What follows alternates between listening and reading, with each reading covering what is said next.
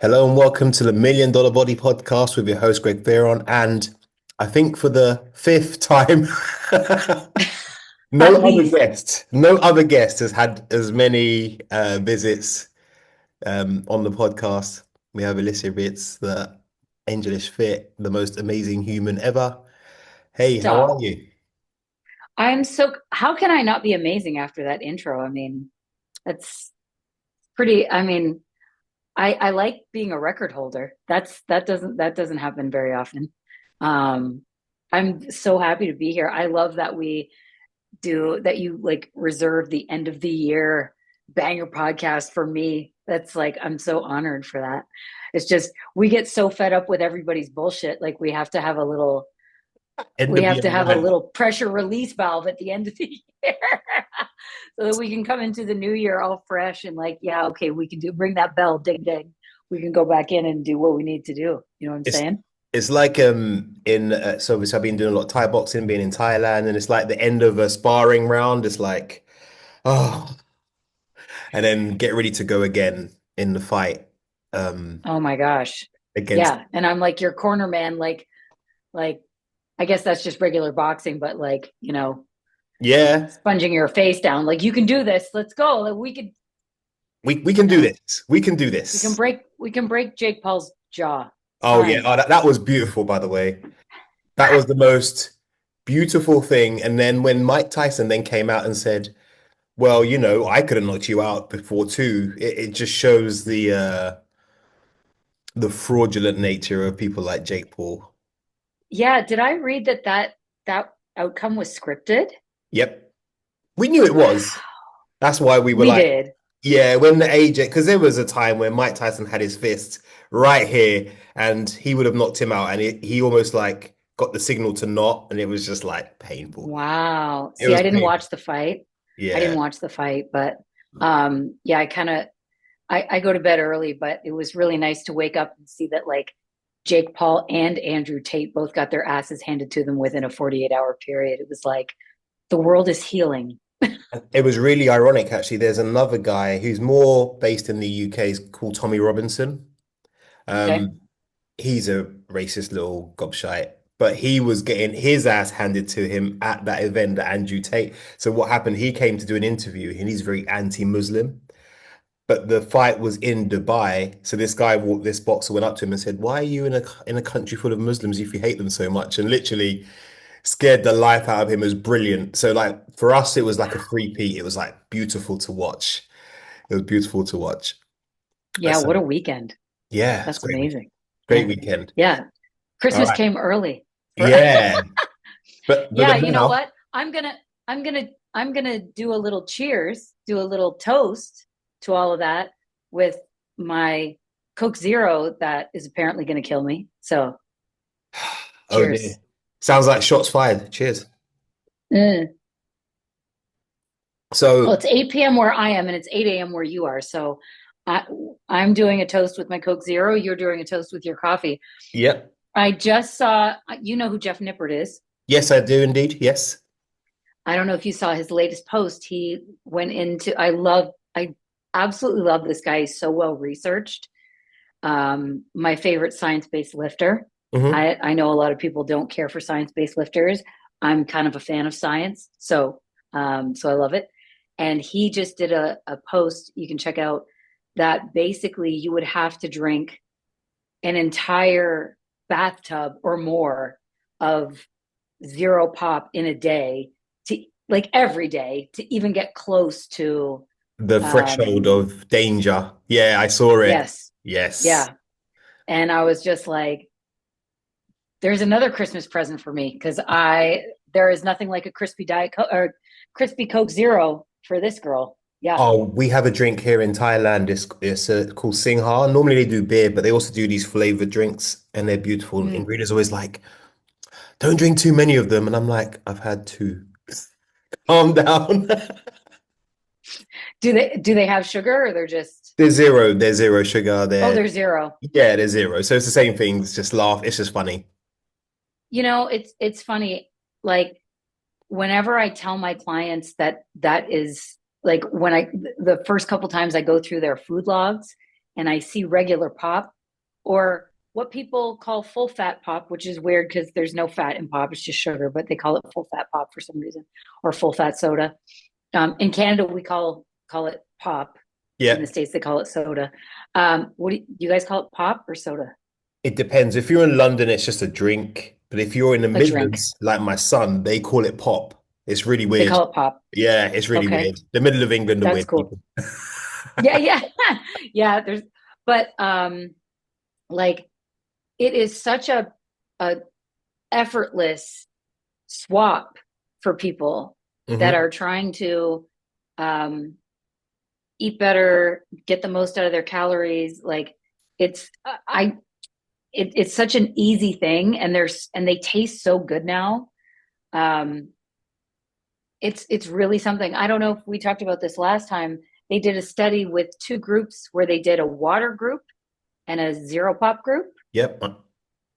and um, equated calories, and the or not equated for calories, but like they were asking them to stop eating when they felt full. Hmm. And the zero pop group actually lost more weight than the water group.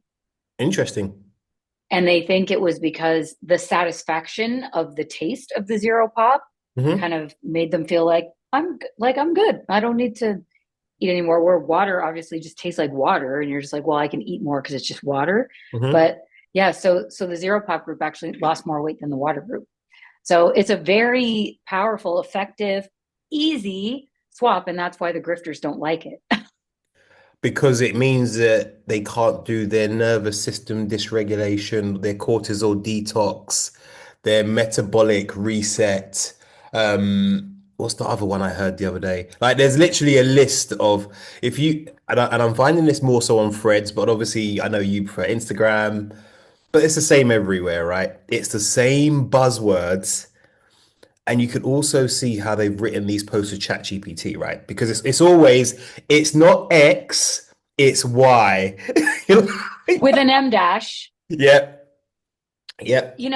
Thank you for bringing up the AI because look, is it a powerful tool for a lot of things? 100%. Is it wrong a lot of times? Yes. Does it glaze you? Yes. Like it tells you you're right when you're not. So, just like anything else, you have to be savvy and you have to know your stuff and you have to like check it. You can't just, but people are, I've noticed that there's hallmarks of AI copy, and people are not even editing it to their own voice. They're not even humanizing it. They're not doing anything. They're just going, yeah, this is cool, and throwing it into a post. And it's so obvious. First of all, it's bad copy. Mm. And second of all, you're right. It's not this, it's that with the M dash in the middle. And then it'll say something like, here's the truth. Yeah. Yes. Here's here's the truth. Yep. And you know, and the the kicker, this. Like it's very like once you've seen it enough times, it's really, really easy. I just want to go into my story because there Mm. was something that you saw this morning that that made you decide to it's like let's do this today. Yeah. Um, so I'm going to segue into our next topic. Go ahead. And you mentioned threads, and yes, I do predominantly prefer Instagram, Hmm. but I get drawn in by threads, and I see you all over it, right? Be like, oh, there's Fearon, there's Fearon, there's Fearon, talking shit is great. And I've seen you respond to this creator before, and Hmm. so when I saw it this morning, I was like, God damn! And so just you talking about the buzzwords, they're all in here. Go on. How many? So here, Let's count the buzzwords, people. Let's go. so I'm gonna read it, and you can do the running tally of the buzzwords. Let's see if I can keep up without blowing my brain out. Because that's the problem. It's like the anger every time you mention a different word. And being a Yeah. man, multitasking, trying to keep calm, but listening to the BS is very difficult. So you have to Do be. men multitask? We try not. I thought men were unitaskers. We can multitask. You just don't let the women know. Okay, Yeah, we won't know. exactly. Go ahead. Okay, so this is a enemy of the pod, menopause professor, which Oh, asked me, hang on, I I did my research. There's a buzzword. Okay, so here's the post. Women gain an average of 1.5 pounds of visceral fat per year after menopause. Okay, that's 15 pounds of belly fat in a decade. Okay, so what have you got so far? You've got visceral fat, you got menopause. What else you got? Belly fat. yeah. There was do your own Okay. research at the beginning. Yes, there Oh was. no, that was me. That was me saying Oh, that. sorry. Okay. Okay. And then she said, and we're told just do more cardio. First of all, no one says that. No one says that. Then she says, I've worked with hundreds of women trying to cardio their way out of visceral fat. Well, if they're working with you and you're not supposed to just do more cardio, then why are they cardioing their way out of visceral fat if you're working with them? Anyway, she goes, and then she says, it didn't work. They needed their specific insulin and cortisol protocol. You need yours. There it is. There it is, right? They need their specific insulin and cortisol protocol. And of course, who's the only person that can prescribe that? The menopause professor. I would never have thought. I would never have thought that. I would never have. Yeah. And so I was feeling a little froggy this morning. So I responded, they need to be in a calorie deficit. Shame on you. Oh, and then let's go through the what happened in the rest of it because I think this is a very pertinent what the replies you got afterwards because I think Mm, this is important. mm-hmm. So I obviously that's when I messaged you and said, hey, you need to this lady will block you because the number one way you know there is a grifter is that whenever you respond asking for science or providing anything contrary to what they say, they block you. The Mm-hmm. menopause professor, for example, is very well known to block people who do not, and she doesn't care if you're a man, woman, child, she will block you the minute you say something contradictory. However, obviously, Mm-hmm. if you say anything that kind of aligns with what she says, she'll hype you up, right? So that's number one. But what was really interesting is that you were then told to stop talking and by other women, which is always fascinates me because you always get the whole women on women supporting women thing. But so you were told to stop it, and shame on you for Mm-hmm. saying a calorie deficit. For And doing boy math. That's oh, what she that was said. it, yeah. It If- was another creator who accused me of ignoring the obvious yes. and using boy math to explain obesity. And then she had the nerve to put up an equation that said stress equals weight gain. No, So, so no. so all those people in countries where they're starving, Mm-hmm. who are highly stressed, Mm-hmm. are gaining weight because of the cortisol. Is that the that's the and Right. that's what people are using is like stress. The stress hormone is cortisol. And I think I know why, but I'm going to share with you in a minute. I'll let you carry on. Go on. Okay. Yeah. So I think I did get blocked because I don't know. Was there comments after that? Because I think I came back and I was like, you are ignoring the obvious. So there was That another like, there was another lady who I responded to, who responded to you and I responded back to her, and she then said, "Oh, I've been eating two slices of toast and I've been in a calorie deficit for a decade." And I said, "If you've been in a calorie deficit for a decade, you would have lost a whole lot of weight by now." Um, mm-hmm, and she was in like, no, then this is the switch. This is how you can tell. Because what happens then is they go, oh, but you're a man. You don't know. You don't understand. So that's the classic playbook, right? So it makes me laugh. You as a woman who's trained, knowledgeable, has clients, follows the science, educated, get shut down if you don't conform to what they say. I'm a man, I'm automatically the devil if I don't agree that someone's not in a calorie deficit.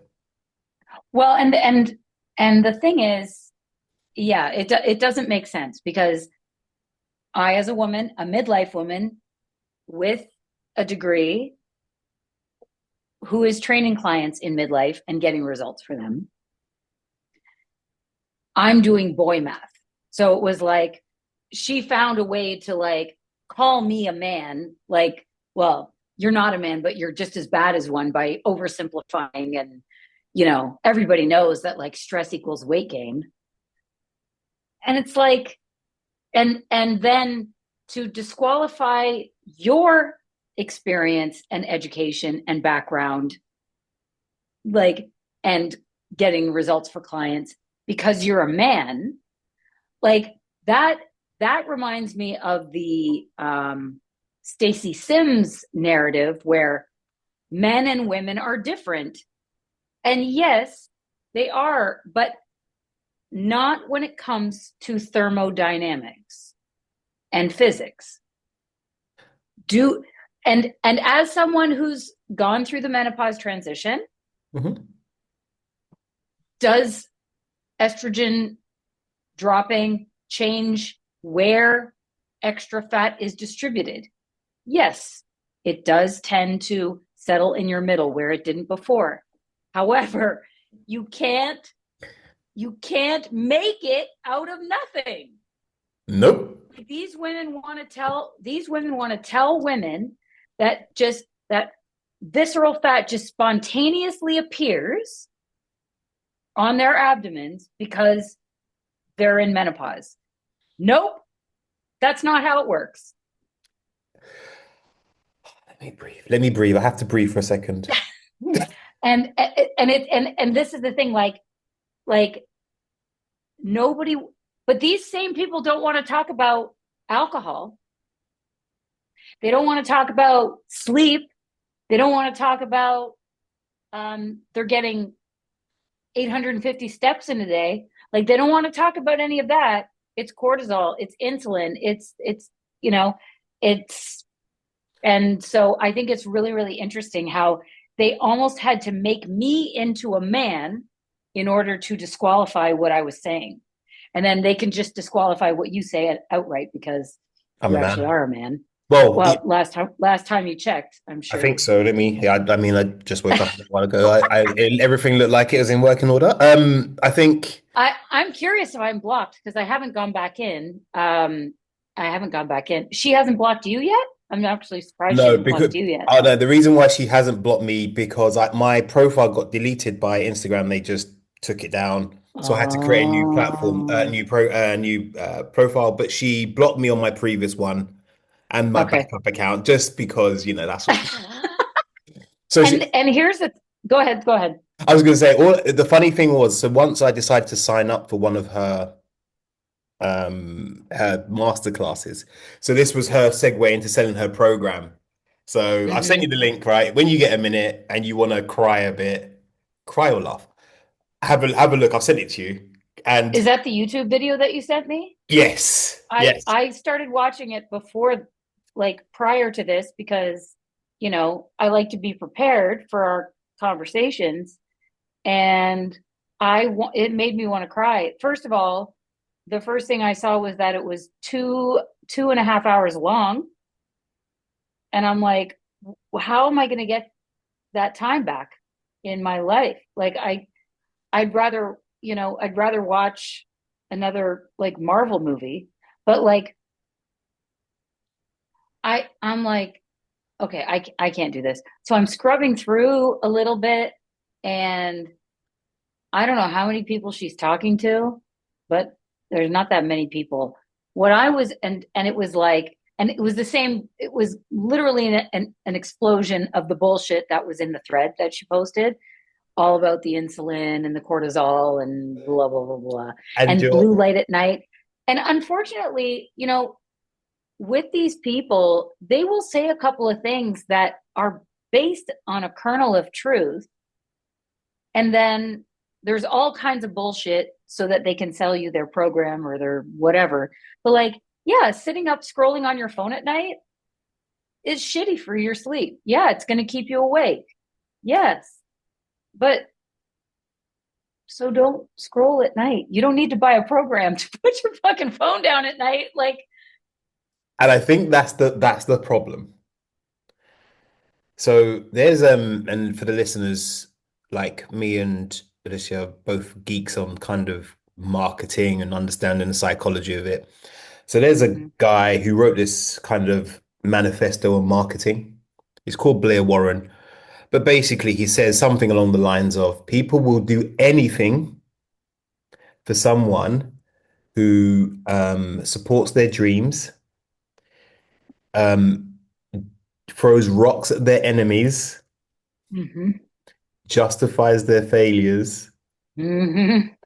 and something else. I can't remember the other bit, but that's Like, because literally it. the whole like, it's not your fault. It's not your fault. Exactly. It's your cortisol. It's not your fault. It's your insulin. It's not your fault. It's what, and it's like, It's it is men. your fault. It's It's male. men, It's male doctors. That's the new one. That's the classic one I got all yesterday. doctors. Did you? There was a thread that I saw this morning that was saying, suggesting it's embarrassing to have an MD degree. What? Yeah, I was like, wow. But you know what? That's all part of like part of that broader anti-intellectualism movement that we're Mhm. seeing. Yep. And apropos to that, I was very curious as to this woman's credentials and background and calling herself a professor. And so I found myself on LinkedIn trying to find this woman's credentials. And she put in a couple of things that said professor, my like University of Miami or something like that, menopause coaching and life coaching. And it's like, none of that makes sense. None of that makes sense. So it looks like she went to the University of Miami or whatever, Miami University or whatever, graduated in 2000. Doesn't say with what, doesn't say with what. And it's like, there's no letters next to this woman's name. There's no nothing. And it's like, what are you a professor of exactly? And no wonder she blocks people with actual letters next to their name, people that have actually gotten degrees in a field that makes sense to shoot your mouth off about this kind of stuff. You know what I mean? Yep. Like, I think, I don't know if we ever talked about it. There's a local woman here that has a coaching program, and I looked her up on LinkedIn because it was actually a client who showed me her little manual because she had tried this program before. I was like, this is bullshit, this manual. And I went to find this woman on LinkedIn, and like, she has like a history degree.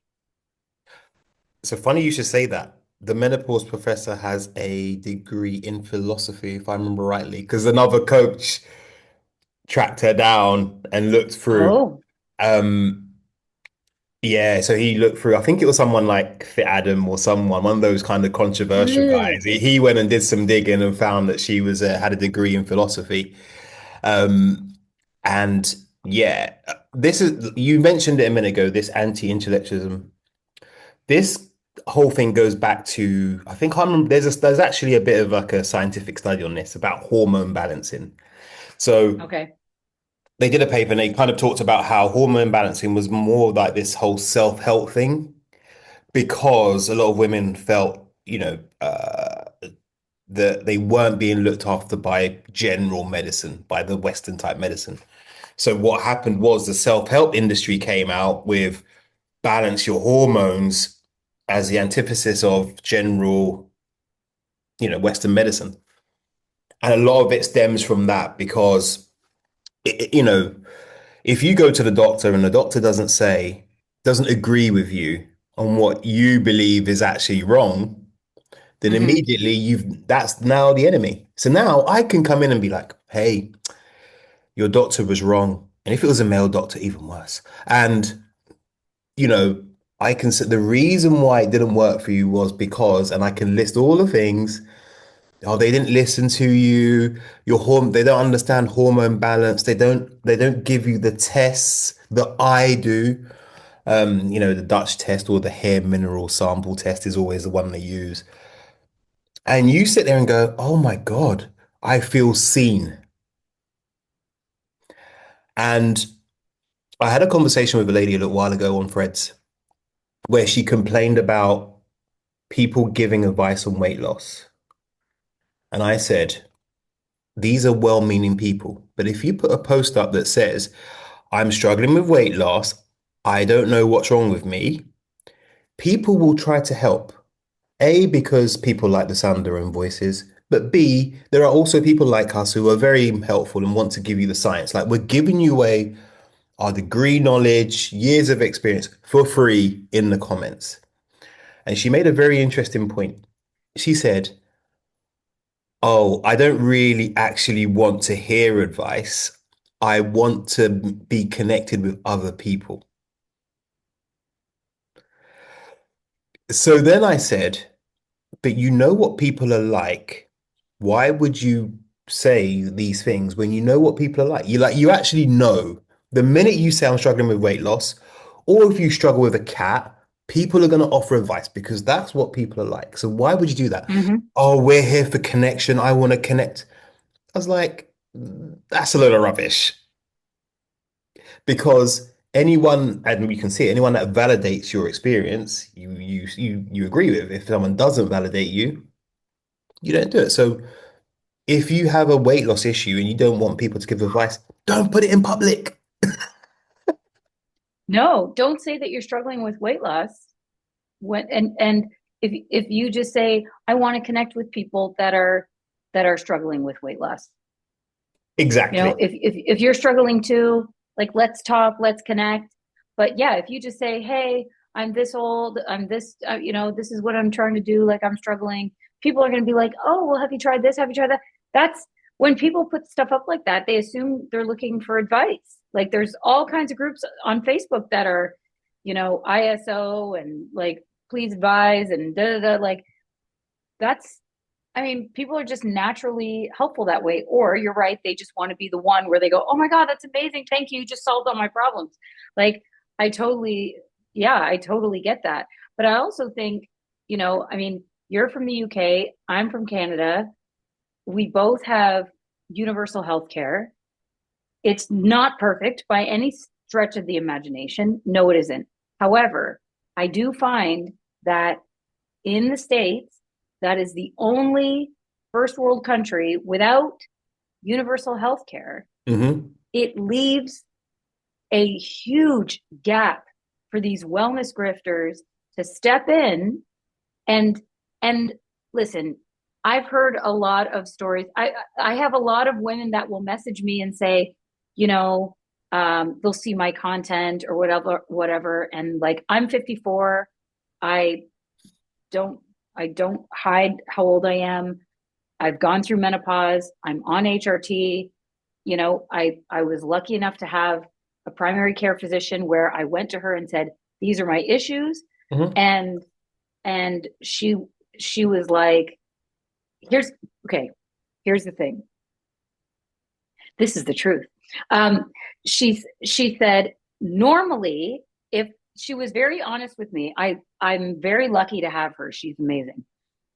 She said, normally, if a patient comes in with these complaints, first I will say, are you drinking alcohol? You should probably cut down or stop that. How is your sleep? Are you getting exercise? What's your diet like? What are your stress levels like? And and let them try to dial those things in a little bit.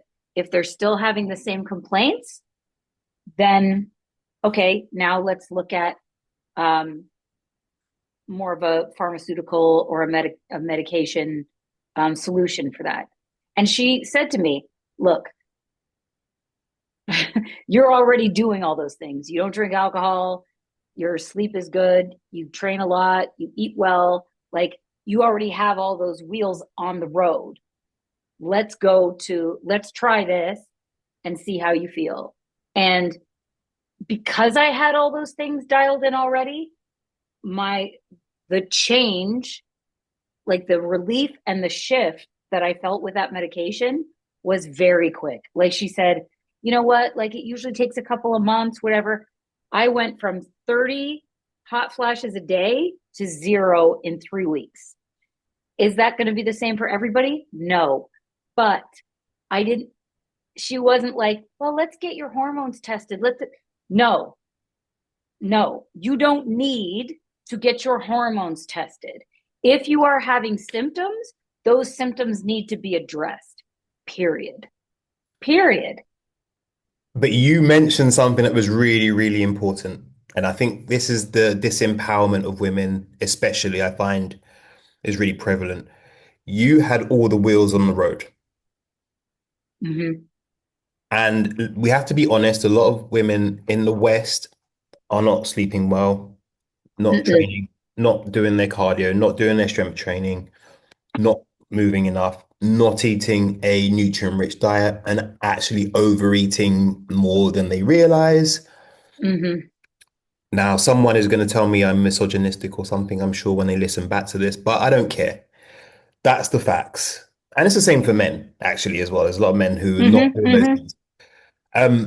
So you have to address those things. And I used to coach a doctor in the UK, and she Mm-hmm. said, Greg, it's exhausting because she wanted to take the approach that your doctor took, but she was more of a Mm-hmm. general practitioner. So I don't know if your doctor was Yeah, she was. Mine is too. Mine's too. That's my family doctor. Yep. in the UK, they don't get time with their patients. It's like a conveyor belt of patients. It's literally like there's a waiting room full of patients. And but she said, Mm-hmm. Greg, it's exhausting because I want to tell these ladies you need to dial in those kind of 4 or 5 things first and then come back. Mm-hmm. But they won't. Mm-hmm. They want a No. medication No. intervention straight away. And I think a lot of symptoms can be alleviated by dialing in those things. And like you said, once you've got the basics down, then you move to the next thing. But I've had countless of women work with me who have thought it was perimenopause and they may have had symptoms, but we've dialed in their diet and their nutrition and they look after themselves and they treat themselves right. And they go, oh, I think I can handle it without HRT for a while. I feel all right. I feel all right. Yeah. Yeah. And this is, this is the thing is that these are the women that don't have, and I don't think it's misogynistic to say that. You're right. Men and women in the Western world aren't doing these very basic things to look after themselves. And um, and then what happens is they go the pharmaceutical route right away. They go the HRT route right away, and it's not going to work the way it should because you don't have all those other wheels on the road, and you're not giving yourself the best chance to have those medications working optimally. Now, just to not that you need my qualification of what you were saying, but to your point, I attended the Menopause show in Toronto in October, Hmm. and fantastic. Like there were some really, I mean, there were some questionable vendors, and like no, honestly, it was actually kind of crazy because I kind of went there as like half, you know, attendee and then half like spy. Yeah, got to Okay, research these things, right? maybe three-quarter spy. But what I noticed was that there were quite a few of these like supplementy kind of hormone testy, like all these different booths, and they were packed. Also, a local gym had a booth there, empty, Dead, empty, dead. dead. Nobody wants that. They want their supplements. But I don't know if you know who Dr. Sheila is. She is kind of a celebrity OBGYN here Hmm. in Ontario, in Toronto, in Canada. Um, she's on a she's a frequent guest on like daytime shows and news shows and stuff in Toronto, and she is absolutely fantastic. And she was talking about the same thing, like just saying, you know, like you don't need your hormones tested. Like, it doesn't matter. If you're having hot flashes, that's the reason. Do you know what I mean? Like, women don't just get hot flashes for no reason. When you're 48 or 51 and you're getting hot flashes and doing barrel rolls at night in your bed, you probably need treatment, right? The other statistic that came out that is directly to your point, 98% of um, women in midlife are not lifting weights. What do Like, you what can you say? That's it. in the 90 percentage of women are not doing that. And anecdotally, walking around this show, there was probably, I don't know, a couple thousand women at Hmm. this show. There wasn't one, not that I saw everybody, but most of the people that I saw, I was like, they're not lifting. You know, they're not. You can tell by the way they move. You can tell by the way they carry themselves. You can tell, like, there is, Greg, there is nothing more upsetting to me than a woman who is around my age or younger and looks like they're having trouble walking. Like, we were at a wellness retreat in Mexico Hmm. at the end of September, and it's a pretty sprawling property. So it's like it's more wide than it is tall, right? And and so they have like staff driving around golf carts. So if you want to get from one end to the other and you don't want to walk, or they also had bikes that you could pick up and drop off that you could ride around along the property, which we did most of the time. Um, and there was a huge group of 80 women, probably between the ages of like 45 and 75, all artists. So they were at this beautiful property to like paint for like 5 days. And they were taking elevators up 2 floors, 2 rooms. They were taking golf carts like 100 meters. They were taking, and some of them needed help getting in and out of these golf carts. And it it was absolutely wild to me. And I'm not trying to make fun of these women. It Hmm. actually made me sad. It made my heart sad thinking about what a struggle that trip was for them, you know? And at 54, and my partner is 48, Hmm. and they had an instructor there. They had obviously quite a few like yoga instructors, and like they did meditations and stuff like that. There was one instructor that did some of like the stuff Flow. that Yeah, that we did. animal flow that you and I did in Portugal when we met up, which was so cool. It was like one of the highlights of my year, by the way. She's coming to And Thailand soon. yeah, she is. Um, and like and it was it was like a full body movement class, but there was a lot of animal flow in it and a lot of like jujitsu type Bowling. movements Yep. Mhm. like we were doing. And there were people half our age that were having a really, really hard time with it. And my partner and I talked about it later, and it was like it is such a, like it's so incredible to have the ability to move your body in that way and have that strength and that flexibility and that mobility. And it's not something that you need to be elite to have. It's just like when you are not strong, when you are not mobile, when you are not flexible, it it doesn't it really hampers your ability to do everyday things. And I just it blows my mind that people will wait until it gets to that point, and then what do you do? And this is what I try to impress upon a lot of my clients is like you you don't need to live that life. It really doesn't take very much. Like, I think, you I had seen a post that you had put up on LinkedIn and talking about literally the minimal dose of exercise, the minimum dose to get to reap the benefits, and then like the maximum amount of food to be able to fuel those goals. And I love that so much because I think so many people think that you have to suffer for this, and you don't. You don't have to suffer for it, I but think you'll suffer without it. oh hell yeah. I think something that I've really realized, and I knew it from my kind of management days. I think a lot of this is about identity. Yes. Because if your identity says diets don't work, the gym is hard and punishment, you Mm-hmm. failed so many diets over I think the average woman has been on something like 60 diets by the age of 35 or something crazy. I've read the stats. Then unfortunately, you won't be able to see what's possible.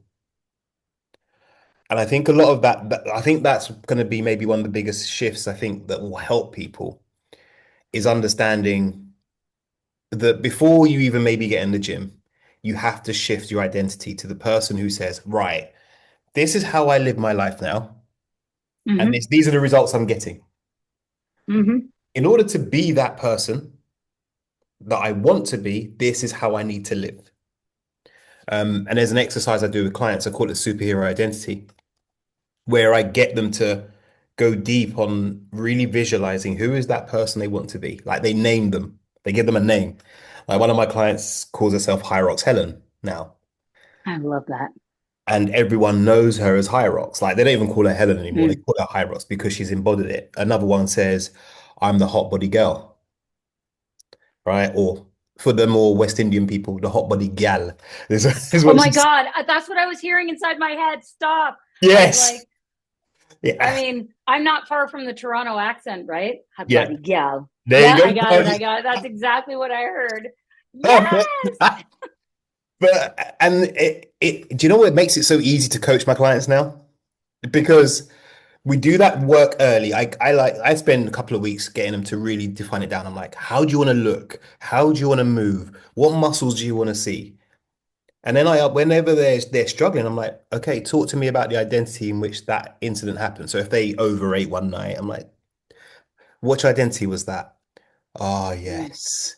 So they don't get perfect straight away, but it once you instill that, then sometimes I don't even have to write a program because they just go, hey, I went to the gym or I went to a class or I did this. And I Mm-hmm. think that's going to be the biggest shift. I think if your identity says men are all trash, because that's a big one, I think, is a lot of trauma around men. I totally get it. Male doctors are trash. Women are trash if they don't agree with me.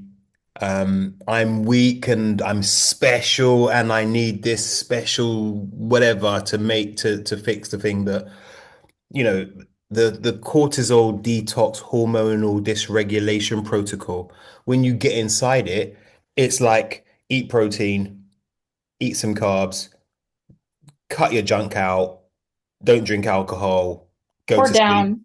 go for a walk. Like Mm-hmm. when you get inside these programs, it's exactly the same as we would tell them. The thing is, we don't make it sexy. We don't be like, hey, this if you do this particular way of eating, it's gonna reset your leptin regulation. Or, like you have to sexy it up because that's what people want to hear. They love the sexy, complicated. But it's the same diet program. It's the same thing. Yep. And this is the thing is that I totally agree with you. And I love the whole identity shift. Um, like because I think, but I think because I think people think that they're just not going to be themselves. I don't know if you saw the video I posted on Sunday. My partner and I went to a club, Hmm. daytime dance party on Nice. Saturday. Yeah. And, um, you know, I haven't drank alcohol since 2022. And I don't like being up late. I love dancing. I love music. I love vibing out. I don't like being up late. I don't like ruining my whole next day because I'm exhausted. I don't like dealing with drunk people. I don't like dealing with men that once it gets to a certain point in the night when, okay, and this is a little not safe for work, when they realize they're not going to get fucked, then they're looking for a fight. Right? I And know you those can feel people. that shift. You Hmm. can feel that shift in the crowd. You can feel that shift in the vibe. And I feel like that's a little bit of a martial arts brain thing too, where Yeah, you it's become like, aware. Yeah. you're like, we have to go. It's time to go. Hmm. And I really missed doing that. And plus, I'm old, right? Like, I'm not going to go to some club in downtown Toronto where there's like a bunch of 22-year-olds. Like, I'm just not like running into my son. I'm like, no, that's fine.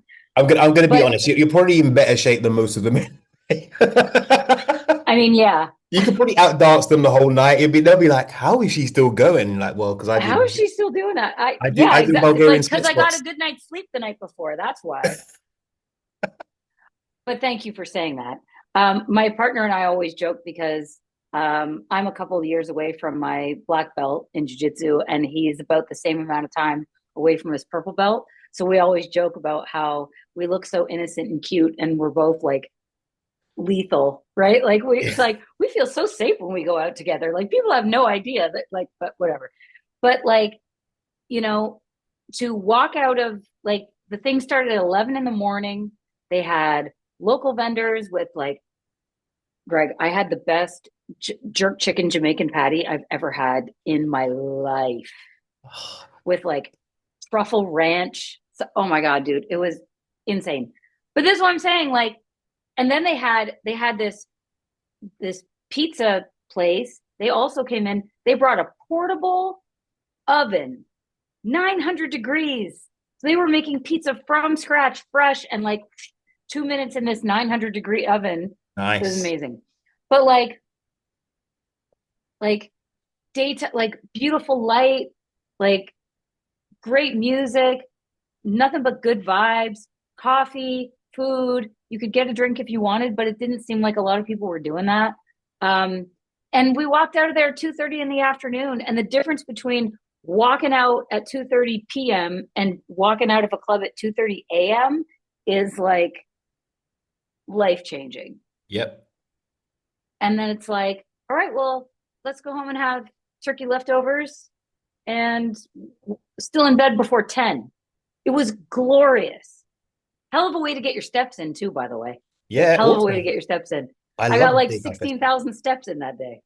Perfect. And it's like, to me, it was such a great experience because it's like you can live this life and still have fun and still be fun and still do the things that you want to do and still enjoy, treats and stuff like that. Is that, am I going to have like patties like that every day? Thankfully, no. I'd love to, but it's far away. So I can't. They ended up following me too. It was really cute because I mentioned them in my video, um, but like, like that identity shift is like you can still be you, just a stronger, healthier, better rested, you know what I mean? Like better fed, Hmm. more joyful version of you that is going to take you into what your next, how many we got? 4 or 5 decades left on this planet? Because I know how I want to feel Hmm. through those. And I can tell you right now, like, I didn't think I would feel like this or look like this at 54. But when you have that consistency and you are ruthlessly consistent with those basics, it's life changing. And that's the crux of it, right? Is that ultimately the basics always matter. Like I can't tell you the amount of times I've been to Thai boxing for those who don't know, and we do the same drills. Mm-hmm. And I've seen people go who are like, "Are we gonna do something new this week?" And I'm like, "You haven't perfected that first kick yet." And maybe it's because we are martial artists as well. We kind of have that Mm-hmm. understanding that the basic things. I mean, Ingrida always says to me, "How do you remember this thing from Kung Fu you did like 35 years ago?" I've said, "Because I practiced it so much, I can just whip it out anytime." That's the whole point. And Hmm. the basics of lifting, getting enough protein, getting some fiber, getting out in nature, getting some sunshine, going to bed at the right time is the cornerstone of every successful person. Hmm. Like you see, I mean, we don't like them. People are like, even like the richest of the rich, and some of them are absolute a-holes. I totally agree. But but Yes, you they are. yeah, but you see them with their personal trainer. Hmm. They show up when they go their train, and people will say, well, they're rich, they can afford it. I'm like, have you got a meter square in your front room? Get some press ups done, get some squats done, get some lunges done. Pick up a Hmm. child. Like Hmm. A the couple body, times. the body is the gym. And these basics are universal. And it's interesting. I'm in Thailand now and I see the women and the older women, they're all very active, right? They're all lifting stuff, they're cooking every day, they're really active. They don't Running have after the kids, just yeah, they don't have the convenience factor. So they do all this stuff. But they look so vibrant, so active, and so healthy. The one thing about Thailand is really interesting. You go to a shop to buy, you want to buy some chocolate. The chocolate is like this big, and hmm. it's hard as hell to actually open. It's really funny. It's like they ordered the I don't know the security lock, but the chocolates are tiny. So in the UK and I know Hmm. in America and I know in Canada, you can buy a big bar of dairy milk, choc Yep. Cadbury. Here it's Yep. about this big. So Hmm. you can't over. So the basics are all here. And I think a lot of this stuff at the minute is very much a disempowerment of women. And that's what's making me sad. I think that's why I get angry. This is why I go on threads and I rant at people. And it's not because I'm right or I'm above anybody. It's just because I see so many women who, like my mum and my sisters, struggled with their weight, struggled with their health, and my mum and my sisters wouldn't let me help them because I was just the brother. Even though I'd been to uni, A level, everything I've done, they're like, yeah, we don't care what you say. So I guess I'm triggered by it a little bit. But I'm like, you don't need to do all this stuff. And I can see it as well, the way the mindset is the issue because you see the same people on the same threads or on the same Instagram posts always with the same story. Oh, I did this, but it didn't work for me. Oh, I can't do this. I can't do that. This doesn't work. This is not true. And it's really interesting. You can find the people who are going to be successful and people versus not. People who are successful will always be asking, what can I do? Hmm. The people who aren't will find as much evidence as possible to disagree with what's being stated. So if you say, calories in, calories out. That is the ultimate trigger word for certain people. Anything with that C, calories, calorie deficit, calories in, calories out, it sends them into apoplexy. Like I feel like they're gonna have a fit on the other side of threads because they have trauma around it. And there's a story in their head that they're potentially being bullied by people because of their weight and stuff. I get it totally. But that's actually the subconscious blocker to you becoming successful. Because if in your head you have a thing that says, I hate diets, I hate tracking calories, I hate anything to do with calories, you've already blocked yourself from the things you have to do anyway. Yes, except here, people don't talk about this enough. People will say calories in, calories out doesn't matter. It's Mhm. not calories, it's cortisol, it's insulin, it's this, it's that. I've tried calorie deficit, doesn't work for me. And then they go on a GLP-1 agonist medication and they start to lose weight. Why? Why, Greg? Why are they losing weight? Tell me why. Because Because they feel fuller and more satisfied and they eat less food, so therefore they probably eat less calories.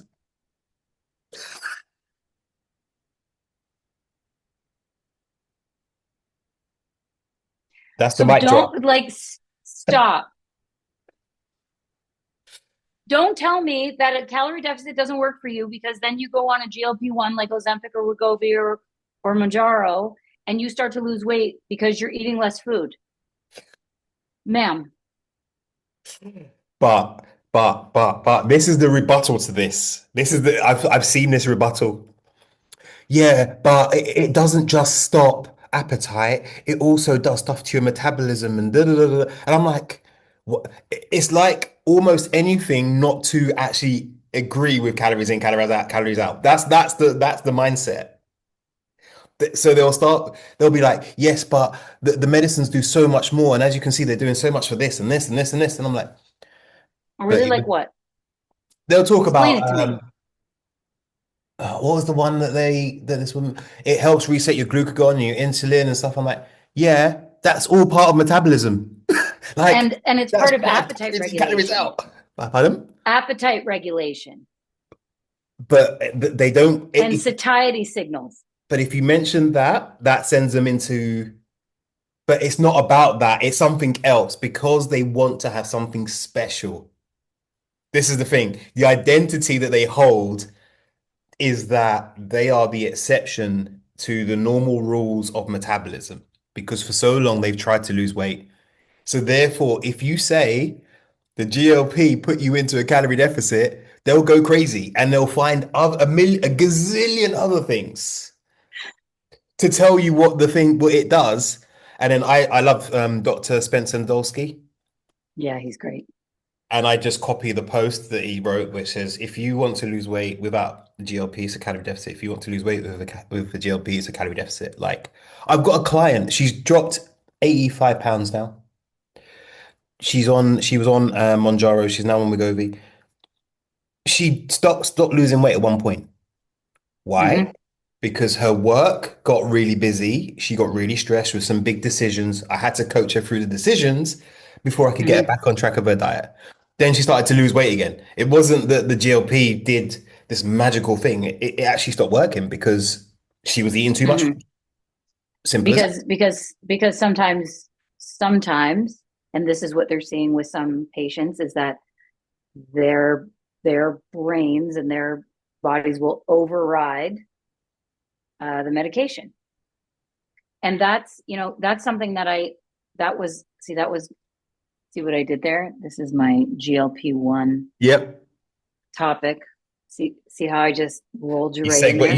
you segued it in. Um, because what I was going to say, I think it's really interesting how there were a lot of people who were like, oh well, with these medications, like you're going to be obsolete, and you go, only if your entire goal as a coach is weight loss. Yep. Exactly. That's not that's and so and that's not what we do. We do recomp. We do building. We do mindset shift. We do identity shift. We do nutrition coaching. We do, you know, sleep Behavioral change, sleep. hygiene, behavior change. Like, like that's just to me, those medications are just helping us do our job. I think I think there's a tranche of people who hate personal trainers and hate nutrition coaches and hate kind of strength coaches. And they were almost jumping with glee and they were like, yes, you guys are going to go out of business now because of these drugs. And we're like, the Mm, good ones are going, yeah, great. my clients take them. I tell clients actively, like, if we've done certain things and it's not, I'm like, maybe we need to look at this. Talk to your doctor. I actively Yeah, tell them, like, I'm not I worried do about the same. losing business or whatever. My role is to No, help the client in every area of their life. I'm not that fussed if they go on the GLP or not, as long as it's in their best interests, I'm game. are you familiar with Johan Hari? Are you familiar with his Yes. stuff? Yes. So I read his book on GLP-1s, Magic Pill. Do I agree with everything? No, but it was an interesting insight into someone who was taking these medications and also like talking to medical professionals and researchers and stuff like that. But I found his personal um, journey with these medications really interesting because to me, it's like, okay, I want to be able to see these through the eyes of someone that's taking them. If some of my clients are going to take them, I think it's interesting to see. And a couple of his insights really informed how I could shift my coaching. And that was like the first time I realized, because I think people like us, we kind of assume like, oh, if you're losing weight, like you're doing all the right things. And the thing is, one thing that was so compelling where he's like, I noticed that I wasn't eating better. I was just eating less. And that was like a eureka moment for me because I was like, this isn't like, this doesn't, these medications don't make us obsolete. They need us sometimes more because if they're still eating like shit, they're going to be losing muscle tissue. They're, they're like, if they're not lifting, their bone density is at risk. Their They're fatigued their still because, cardiovascular fitness yeah. is at risk. They're, you know what I mean? So yeah, like it's that it doesn't negate or you know lifestyle change, meaningful lifestyle change is still a necessity whether you're on one of these medications or not. And so yeah, it was a really interesting, it was really interesting to see it through, see his experience through his eyes and be like, wow, like yeah, it's for somebody who is morbidly obese, these are life-changing, life-saving medications. Mm. But you still need that lifestyle change on top of that, especially if you want to get off these medications at some point. And Nardolsky will say, like, people can take them for the rest of their lives. Sure. Not everybody is able to do that for Hmm. lots of different reasons, whether it be financial reasons, side effect reasons, whatever. So you're going to need to make that shift, that identity shift, that behavioral shift, that habitual shift at some point, right? And I think you're right. The good coaches, and I don't really call myself a trainer. I do identify like I call Mm. myself a coach, just like you call yourself a coach, because like to me, and no shade on personal trainers, but I feel like those are more the people that are like counting your reps for you. That's not something I do. But so I think it's important that people understand how these medications work and that it is part of part of the future and the present for people. Um, it's New Year's Eve day for you, and Yep. it's New Year's Eve Eve for me. Hmm. Uh, let do you want to close this out by like looking at what what you think is going to happen in the next 12 months or what you're hoping for or something that you want to do? So I think for me, I would love to see more people talking about identity and mindset. I think the big Mm-hmm. issue is that mindset doesn't feel sellable because it feels like, oh, I can just change my mindset. But you don't understand the story you're running. You don't understand the words you're saying to yourself. You need someone Mm-hmm. external from you to see it. And I think that has to be a massive part of how people change. Like we can't just tell people, oh, here are the 5 steps to losing weight, eating a calorie deficit, eat protein, blah, blah, blah, yawn, yawn, yawn. Um, I hope that people start to see the AI-ness of content. It's not your, this was the best one that made me laugh, by the way. It was about, she was talking about menopause or something like that. And she was like, it's not because you're undisciplined. It's because you don't, it's because of food timing and structure. And I was like, hold on, food timing and structure. Hold on. That sounds like What? discipline. That sounds like discipline.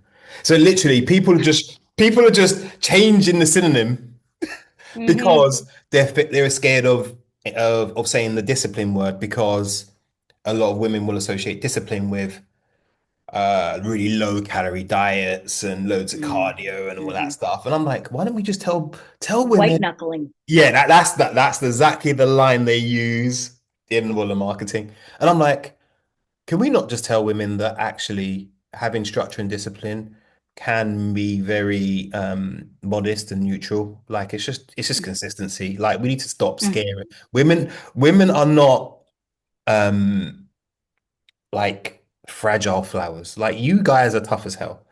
But the marketing at the minute is very disempowering. It's like, but on your late luteal phase, you need to calm down and be so gentle with your body. And I'm like, Ingrida's in the gym crushing it. Like, so I think that's what I want to see a lot more return to the women can do amazing things and to stop disempowering them by trying to market to them too much. You're just disempowering people. Like, let's just stop I it. totally agree. Yeah, yeah. You want to make money, market to women. You want to make a lot of money, market to women in menopause and lie to them Yeah. because that's what's happening. They're being lied to.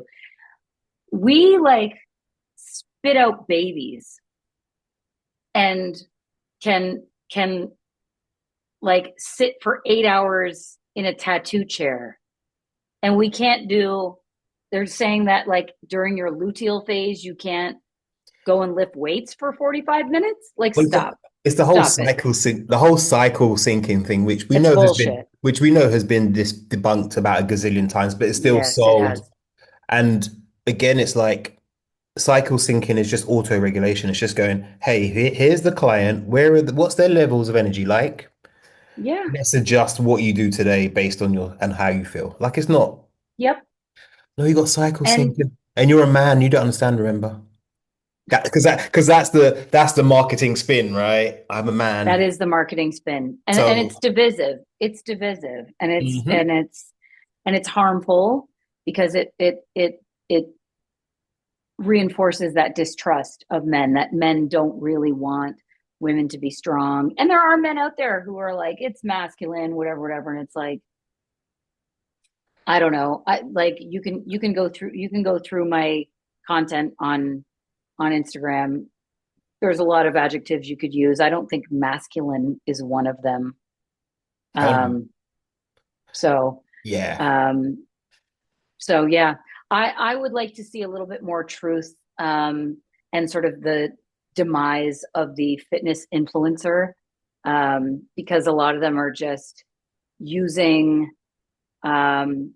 they're on steroids and trying to tell you that they're showing you their bullshit what I eat in a day, and they're leaving out their Anavar syringes, Hmm. and that needs to stop. I think a shift towards more evidence-based lifters, more people like Nardolsky, like Aragon, like Lane Norton, like Bill Campbell, like Stuart Phillips, um, Oh, that actually Lauren, know what they're talking about. Lauren Semple as well. I love her as well. Lauren Oh Semple. yeah, yeah, yeah. Dr. Lauren. Yeah, she's awesome because Yeah, yeah. she does not She's have the great. BS. Yep. Jennifer Gunter, Amanda Yep. Thebe, whom I met at the Oh, menopause she's show. awesome. Love her too. She was she was so gracious. Like, oh my God, I was like fangirling all over her. We got a picture together back, like I like walked backstage like I was supposed to be there. Like, that's right.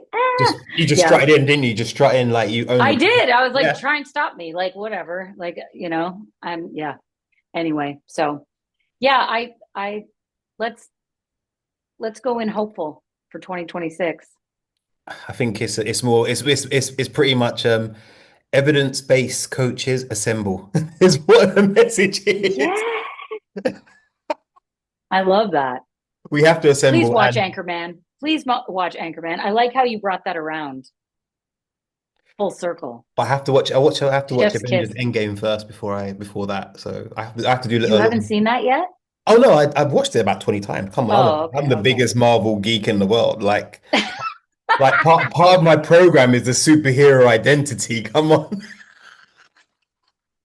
That's right. That's right. That's right. But yeah, I think like I just firstly want to say thank you. Like I feel like I've missed you and Hmm. missed our conversations. I think obviously us resettling in Thailand and stuff has been busy, but it was so beautiful when you came out to Portugal.